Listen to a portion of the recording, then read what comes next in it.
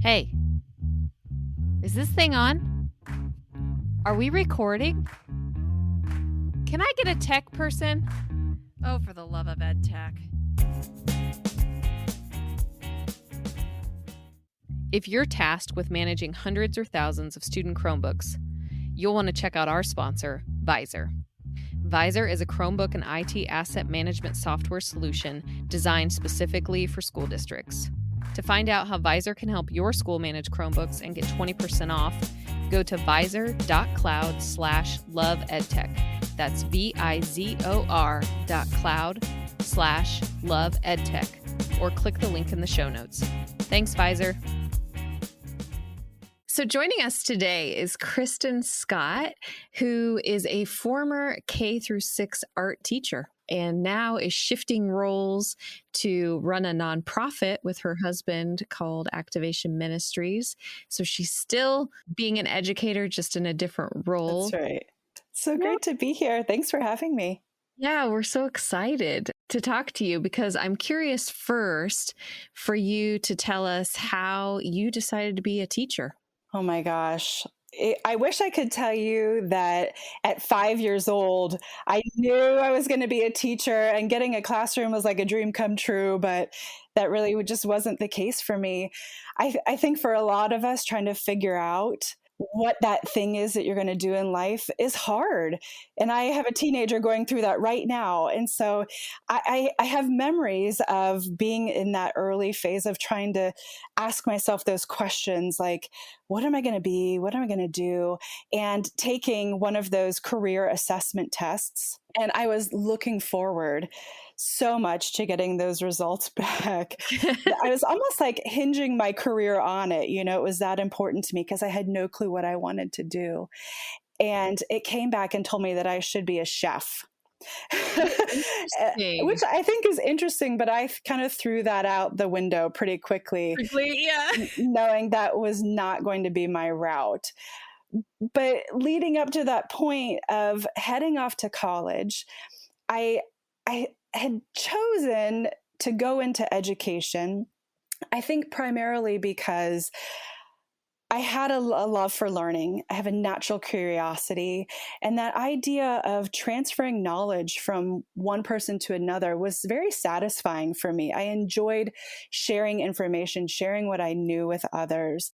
And I also had a heart for people, to want to serve and love people, especially kids. I felt like kids need a positive role model in their lives. And I had a natural leadership on my life that I felt like those two things coupled together seemed like education would be a good fit for me. Yeah, for sure. When I went off to college, I had that in the back of my mind that that's a possible field for me, but wasn't 100% sold on it. So I was advised when I showed up at freshman orientation, if you were even remotely thinking about going into education, you should probably enroll as like a pre-education major because it was easier to exit out than it would be to come back in later. Oh, interesting. Right. So I was like, okay, well, I guess I'll just go. So they were shuffling people off to like their prospective colleges or schools.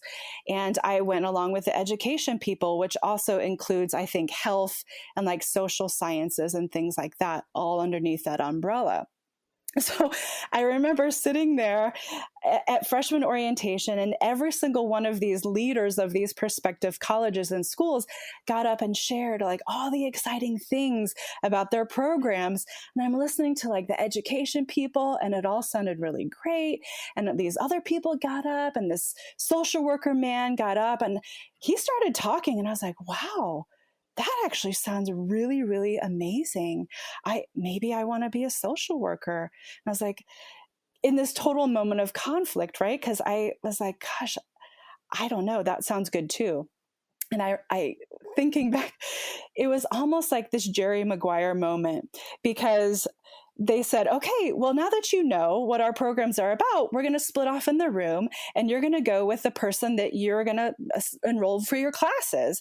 And they got everybody together, and the education guy was like, if you want to be in education, come over here. And this whole horde of people like got up and started moving. And they're like, if you're going to be in social work, go over there. And no one got up. And I was like, oh my gosh, that guy totally rocked it. I mean, I was almost in tears listening to him about what social work was going to do. And I actually felt bad. So I got up and I followed the social worker, the one person in the room. Oh my God. Because I felt bad for him. And I was like, maybe this could be an avenue for me. So I went and sat down with the social worker. This is a true story, by the way. And he's talking to me about everything. We're getting ready to enroll in classes, and sweat starts like collecting on my forehead and in my armpits and like running down my back. Oh, no. Because I was like, I really don't think this is what I want to do. Like, I came here for education. I felt like in my heart, that's what I should be doing. What am I doing sitting here in front of the social work man? Because I felt bad for him and thought he needed somebody to go to his corner. And I sat in it for, I don't know, maybe 15 minutes. And then finally I piped up and I said, I'm really sorry, but I think I need to be over there. And I decided that one decision, I decided to leave social work and commit to going to education. Oh my gosh. So they got me enrolled in classes. I started taking some of those general ed things. And the first class that I took for teachers was a science for general elementary. So I was in this science class as a prospective teacher, learning how I would someday teach like weather and rocks and minerals and all these things. And I was like, this is really, really boring and uninteresting. And I was like, what is wrong with me? I'm like, I feel like something in me is telling me I'm supposed to be doing education, but I really don't see myself teaching clouds, nimbulous clouds, and the shape of rocks. I was like, I don't think I could do this. So I had this honest, hard talk with myself, where I thought, okay, if I'm going to go through with education, where in the school building would I feel the most like that idea of sharing information that was so satisfying to me? Like, what would I want to share or teach or impart to people and watch them grab a hold of it and grow? And what I concluded was that I really, in my upbringing, as much as I loved learning, I loved school, I loved all of it, I was a good student, but the place in the school building where I felt the most myself and at peace was in the art room. Oh, wow. And I was like, oh my gosh, I was good at art. I enjoyed it, but it wasn't something that I really got serious about. I mean, even in my high school classes, I took some art classes and really, really loved it. It was like the savior of my day to go down to that art room. But even like parental influence and other influences, it was always about the academics. And I never thought that art was a possibility for me. But after that long, hard conversation, I was like, you know what? I'm actually going to take a chance on myself. And after my first semester of my freshman year, I went to the art ed program and I said, is there a place for me here? And they got me into it. And the minute that I started taking those art classes and the art ed classes, something in me just came alive. And it was so cool that I found such a natural fit with education and creativity that if you think back to that chef, supposed to be a chef, that has that element of creativity and leadership and leading people into doing something creative that produces a product. By the time I graduated, I was the top female art ed student in my class. And so it just kind of confirmed to me that I had made the right choice, and that chance I took on myself really paid off. Yeah, for sure. Well, and I'm thinking like, oh my gosh, what a reflective, like enlightening teenager you were. I mean, to be, 18, 19 years old, 17, 18, 19, like, and, be that reflective. Well, yeah, you're like, is this really what I want to do with the rest of my life? And I had that hard thing of like, no, I don't want to do this, but I do feel like that pull to want to lead and impart knowledge and help, but it ended up being in the arts. I feel like that wisdom should be bestowed upon many young people because it's so hard, especially in this day and age. There are going to be jobs that by the time they graduate college are things they never knew existed. You know, it's just, I don't envy trying to figure out the path you choose in order to be successful in one of them. So I know that you obviously taught K through 6 art, which is oftentimes the lone person in a building or maybe across a couple buildings. Yeah. But really what I'm curious about is how technology played a role in your setting and like how you have made that work. Yeah, I mean, one of the first buildings I was in, it was really pathetic. I wanted to show my students pictures of famous artists, famous artworks, and I had no way of showing them. Art rooms are always like the low man on the totem pole, and technology usually goes to math, science, ELA, all those other classes. And so it's hard as an art teacher to advocate for yourself in the first place, but it's extra hard to advocate for technology because the budget usually isn't there.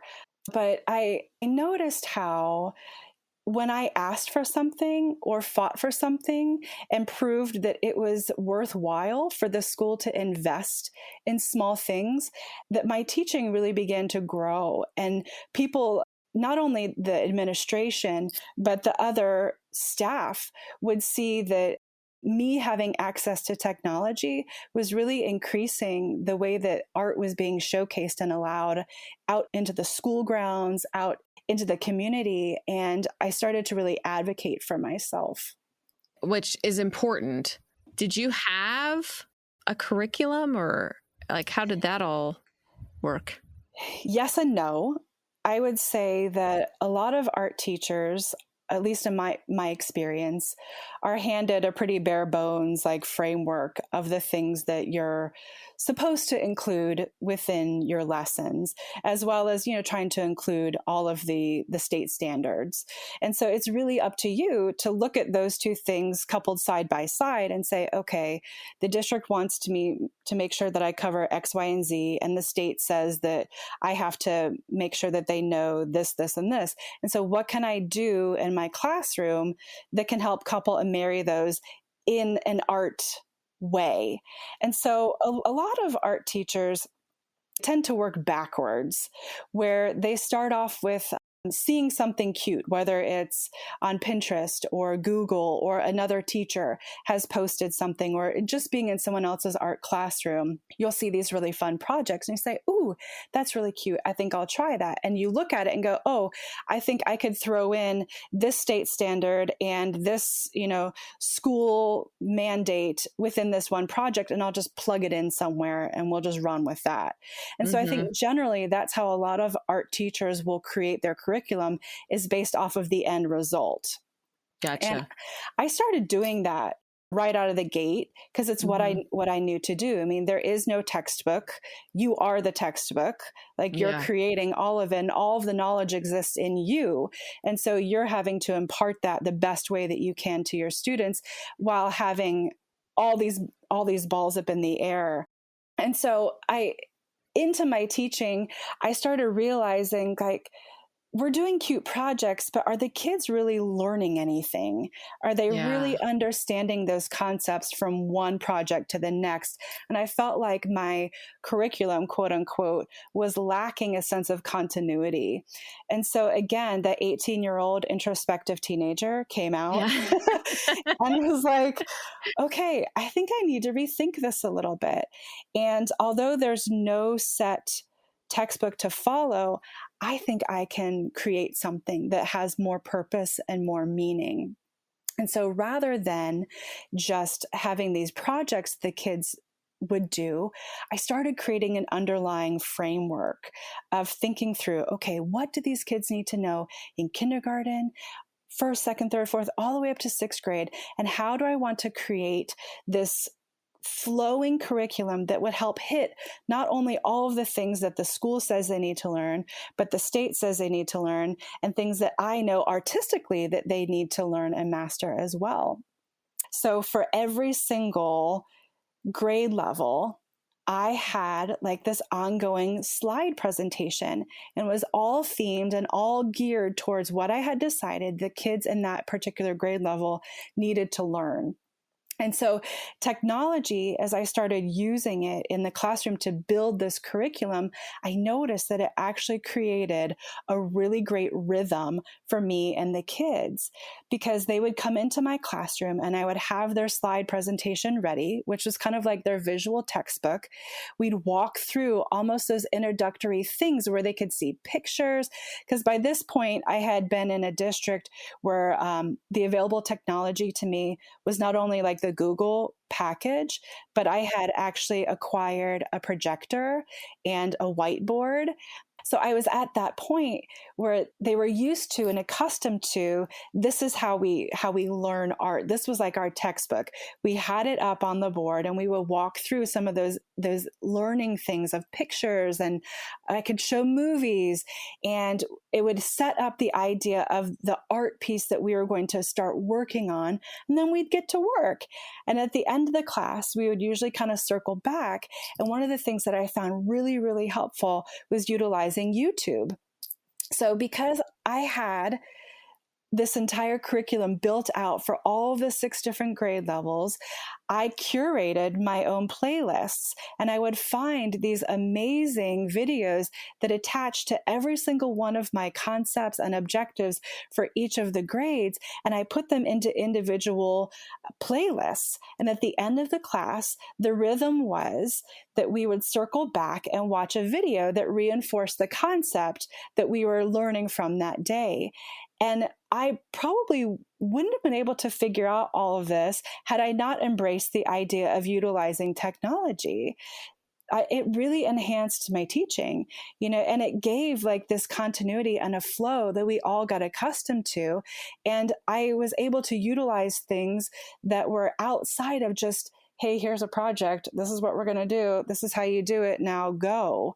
And when I was able to really take advantage of what I had, although it was limited in comparison to a lot of the other classroom teachers, it really just brought my teaching to life. Well, and I'm thinking like the YouTube playlist thing is such a great idea, because then you're not trying to search for it. And then you have it from year to year too. Like those curated lists that you have obviously previewed beforehand, and you know that it's going to reinforce what you want it to reinforce. And you just keep going back to it, and you can play them over and over. And oh yeah, the kids would request them. They had their favorites. Yeah. I bet.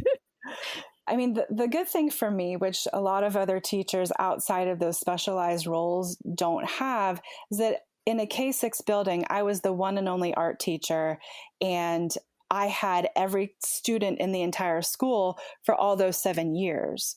And so not only was my curriculum building, but the relationship and the rapport was building as well. And they knew what to expect because I had the same rhythm instilled with all of my classes. It is a kind of a cool privilege, really, because you get to watch their growth. Right.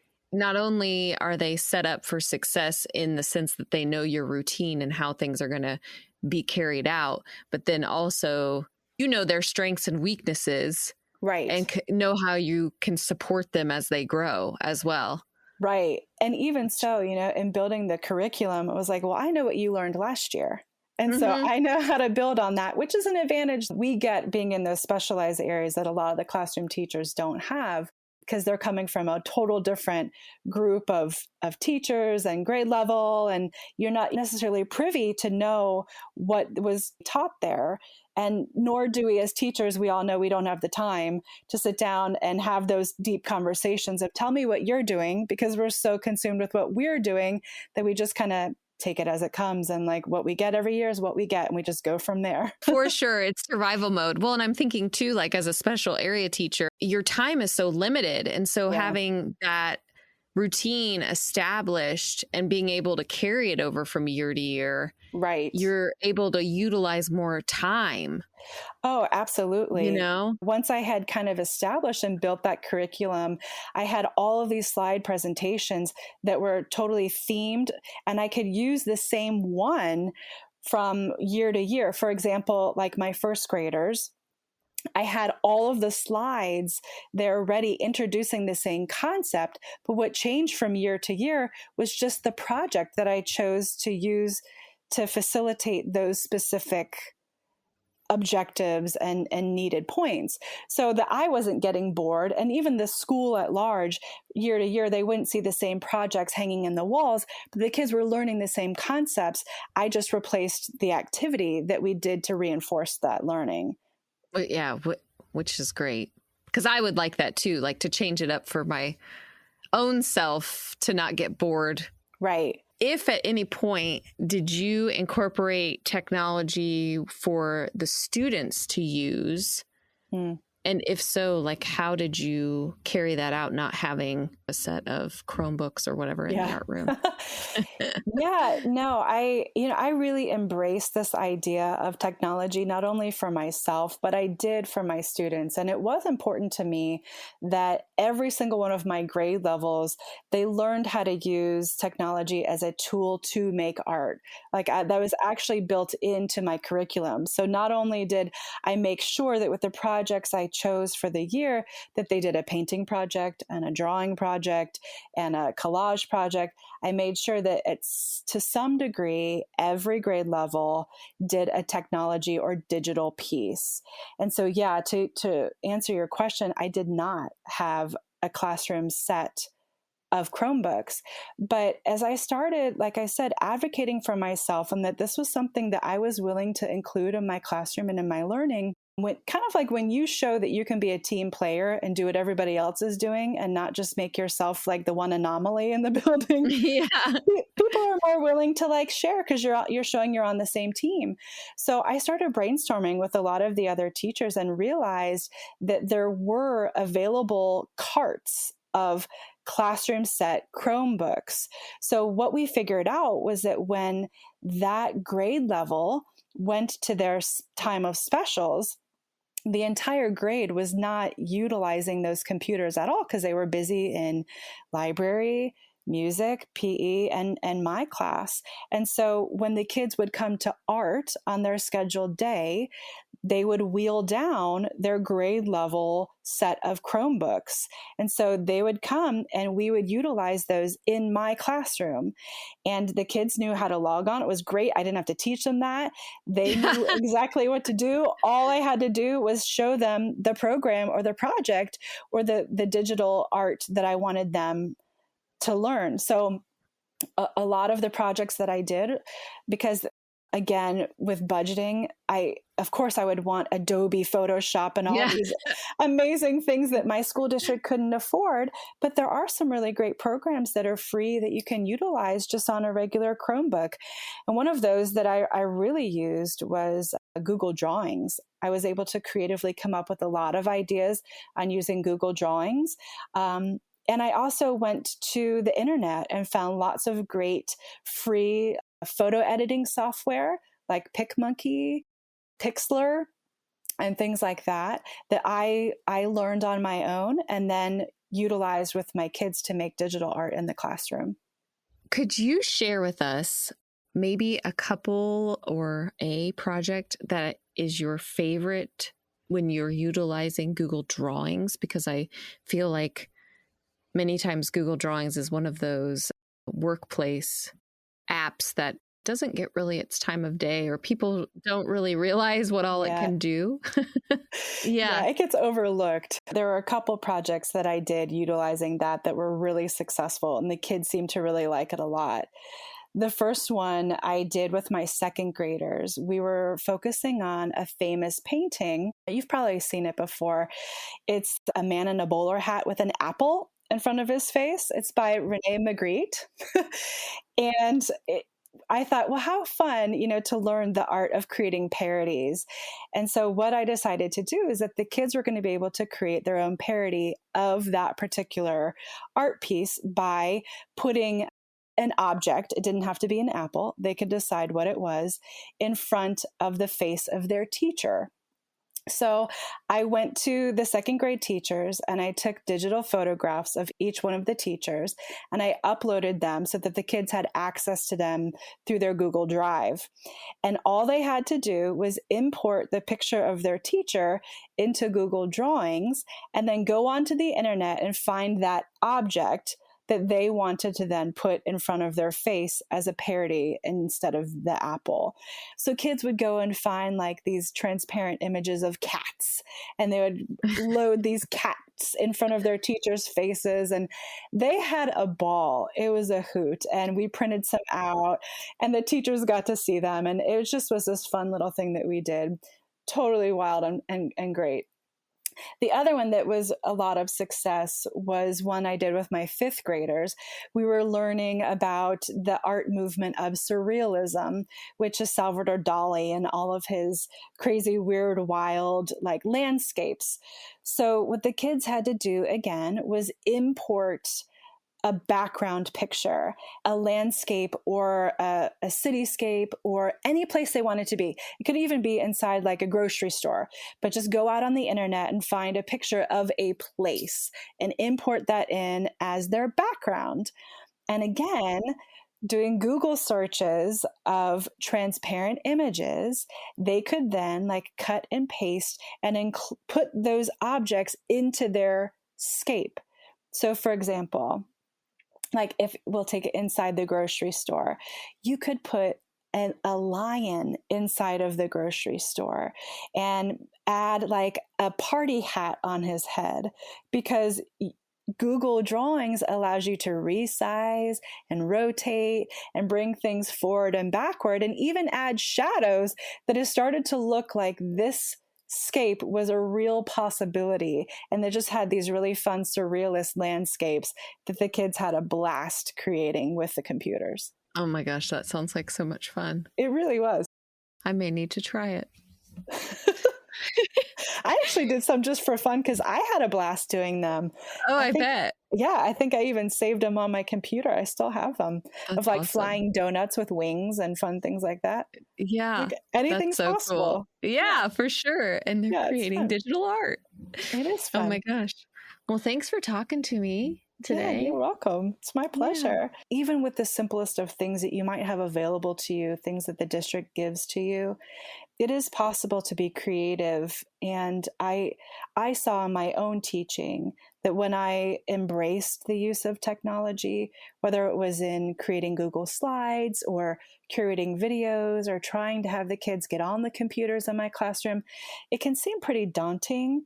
But if you like have the time and energy and effort to do it, I really saw how it enhanced not only what we were able to create, but the engagement of the kids and the caliber of learning that it took them to give it a try and be willing to start small and take baby steps and build along the way. You don't have to have everything figured out all at once.